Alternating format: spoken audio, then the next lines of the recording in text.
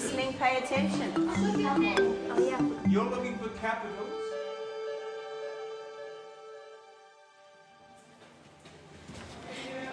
Teaching consultant John Bailey works with schools throughout the country, helping teachers improve their technique. He's at the Falston near Barnsley, South Yorkshire, a secondary serving a former mining community. Bailey's observing Head of Science Brian Dalton. Thank you. Right. It's mid-term, but it's the first time he's taught 9A, a mixed ability group. In spite of 30 years teaching, Brian's confidence is low, and he feels he could benefit from Bailey's help. It's not helping anybody at all, is it? It's not helping the class to succeed. You're doing that. They came in very silly, and they came in quite disruptive, and they came in when I sat in the seating plan place, quite, oh, what's in there, and this kind of stuff. And I thought, well, my alternatives to that are either just to be very heavy and say, right, this is it, you're going to do what I do right now, shout, kick, scream, and basically blow a fuse at them.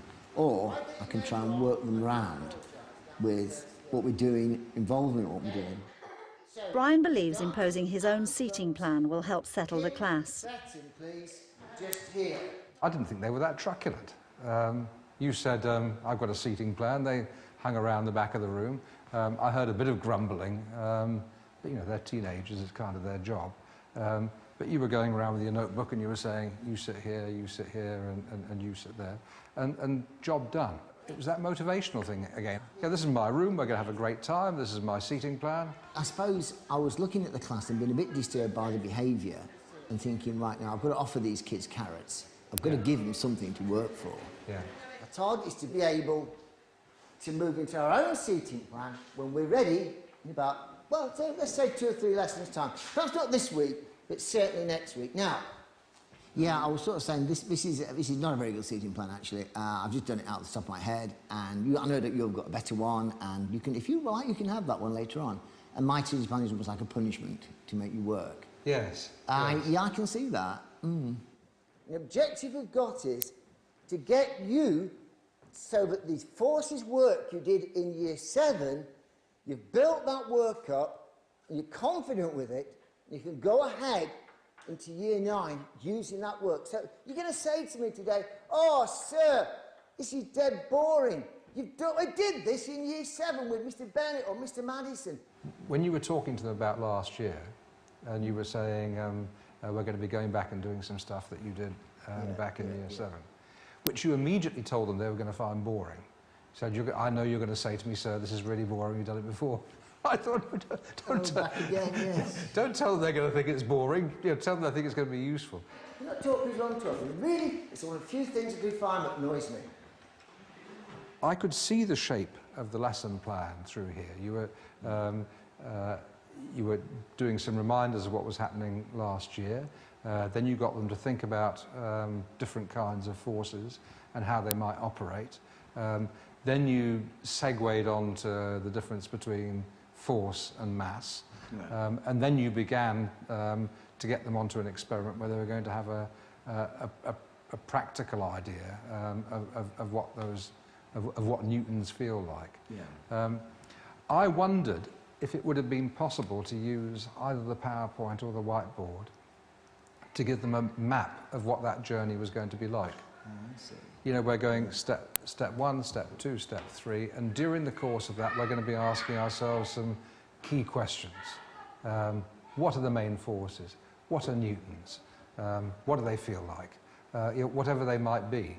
And at this point, there's going to be a quiz, and at this point, you're going to do some reading, and at this point, you're going to do some experiment. So I could sit in the class and think, well, I'm going from here, and I'm going... Right, yeah, I'm with you. Yeah. I see what you're saying. Right, now, instructions. Collect a force meter. We're not going to get very far with this today, everybody. Use force meter to find their weight. Now, don't panic. You think, oh, I don't understand what he's on about. I'm lost. You won't be much longer. Now, this is where I'm going to make a complete fool of myself. And we'll attempt to show you a PowerPoint presentation of the work we're going to do. Lee, I want you to do me a favour. I want you to give these sheets out. Now, don't please think, oh, I can't do them, it's too hard for me. Try, look at the questions, see if you can fill them in. Give yourselves a chance. If you can't fill them in, I'll go through it with you. We're going to use this display to go through it with you. But for start, see what you can do. Now, this is where I cross my fingers, everybody. Hope that this is going to work. First of all, we need to get it focused. Because this could be the biggest disaster I've ever attempted, or it could work. Is that you, John? Is that you? If this doesn't work, John, I'll tell you now that you'll be out here and you can make a fool of yourself instead of me. Go, John. Okay, a miracle has happened. We've actually managed to get it to work. Okay?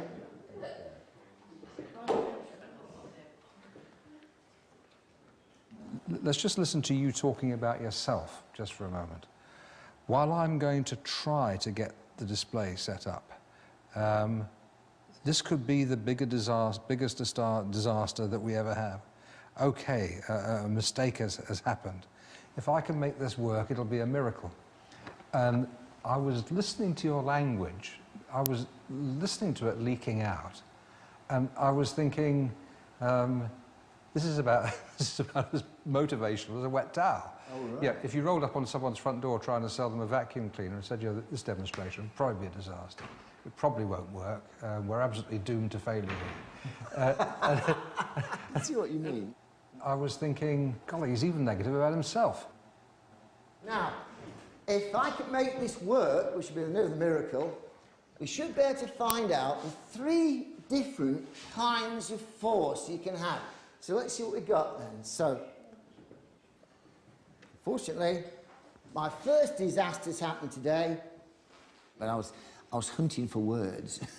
I didn't want to leave an empty space with nothing being said. And so I was doing this negative bit, thinking, basically trying to bring them alongside, thinking, oh, they're going to be sympathetic with me if I do the poor Mr. Dalton stuff. Yeah. Which I agree, I do see exactly what you mean. So, if you want to take yourself a force meter, and start. But you know when you said just now, when they came into them, they weren't really ready to learn? Yeah.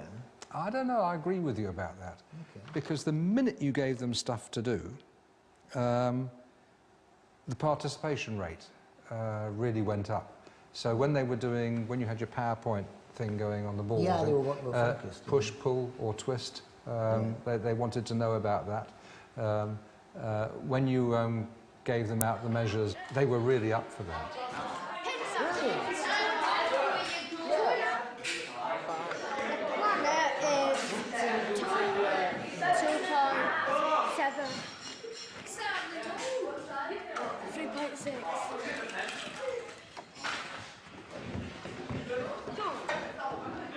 But also, don't beat up on yourself, because at the end of that lesson, I'm pretty confident that if I asked most children what the difference was between force and mass, and what a Newton was, and could they give me an example, they'd have been able to tell me. So there was learning done in that lesson. John set Brian some homework. He's asked him to read a chapter on positive reinforcement and given him a few ideas for a structured lesson plan before he sees 9A again in the morning. Is that the kind of thing you were thinking about? Well, it's not quite the same. Oh, yeah. Yeah, that's the idea, yeah. Right, I mean, that was like 10 o'clock at night. Well, let's see what I can do with this. It'll take about 2 minutes. Yeah, well, it's good. It took 2 minutes. It was very straightforward. Okay. And then all we have to do today is find out what the masses think of it. That's the idea. Good morning. Come in. Coats off, please. An exercise on the tables. Right on sheet. Yeah, right on the sheet, please. There's a code breaker exercise in front of you. It's a merit for the person who get the furthest. Brilliant. Well done. You're all there. So as soon as you come in, you've got yourself started. That's brilliant. That's fantastic. Folk, brilliant. That's superb. In this class, we're all good. We're trying to get up to that level 5 in our SATs. That's what we're working for. Right. First of all, I want to say well done, everybody. You've come in brilliantly. You got going. We've got the first 3 people to finish, got the merits.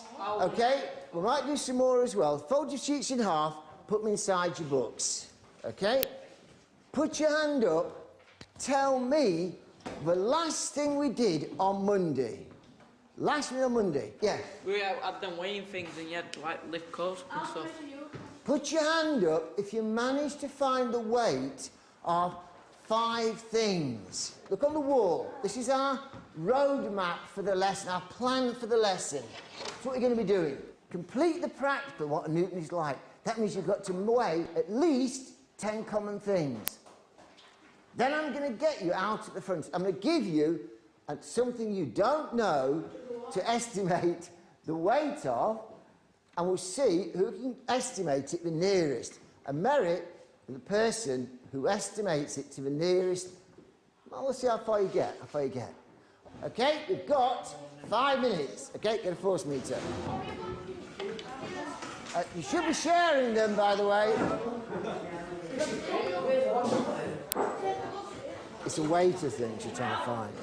And I'm going to do 4.6. 7. That's brilliant. 8. Oh, well done. You did 8 things. That's awesome. How have you got, John? Well done. Are you finished? First 10 looking up, go. First 10 facing me. Right. 1, 2, 3, 4, 5, 6, 7, 8, 9. Right, here we go. Don't say anything. Get an idea in your head what you think it is, then pass it on to the next person, right? Now, don't forget, yesterday, people hadn't got a clue. Who thinks it's less than 1? OK, who thinks it's more than 10? Oh, sit down. Oh, 1 out. More than 3. You think it's less than 3? Sit down, Lee. Oh. More than 5. Right, ready then? You 4, sit down. Right, tell me, Jordan, give me an idea what you think it is then. About 4 newtons. About 4. 5.4. The exact answer is 4.6. Well done, Jordan. That's fantastic. That's brilliant. In one lesson, we've gone from, we haven't got a clue what it is. When I gave out the people in the glass, it sort of 1,000, 10, all right. Now, an entire class, all of you, if I give you anything, you can tell me, doing about 2 or 3 newtons, how much it weighs. That is good learning. That is fantastic stuff. That's brilliant. We're going to start. Listen to me, please. Just stand down a minute, please. Oh, get your coat, Jeff, get your coat. Right, stand behind chairs, please. Listen. Have a good break. Off you go. Yes.